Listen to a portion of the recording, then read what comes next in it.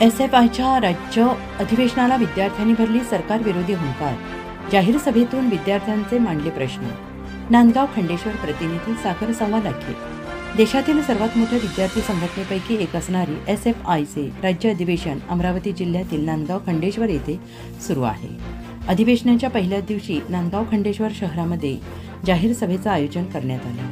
या सभेला student federation of इंडियाचे अखिल भारतीय अध्यक्ष व्ही.पी. सानू, प्रमुख अतिथी अखिल भारतीय सचिव मयूख बिस्वास, किसान सभेचे राज्य सरचिटणीस डॉक्टर अजित नवले, डहाणू विधानसभेचे आमदार विनोद निकोले हे प्रामुख्याने उपस्थित होते. या अधिवेशनात राज्यभरातून स्टुडंट फेडरेशन ऑफ इंडियाचे विद्यार्थी प्रतिनिधी सहभागी झाले होते. यावेळी सभेचे अध्यक्ष सोमनाथ निर्मळ यांनी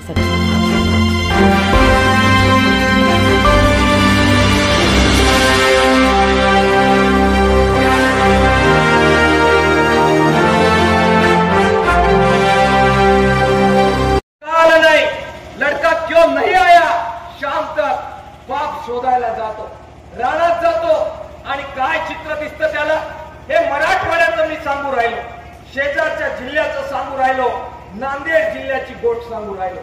काय विदारक परिस्थिती मराठवाडा आणि विदर्भात शेतीची आहे समजून घ्या. लेकराला शाळेचे कपडे घ्यायला पोराकडे बापाकडे पैसे. मित्रांनो, आज ज्या किसान सभेमध्ये मी काम करतो, काय अवस्था आहे. मी विदर्भामध्ये बोलतोय, विदर्भाच्या मुख्य चौकात बोलतोय.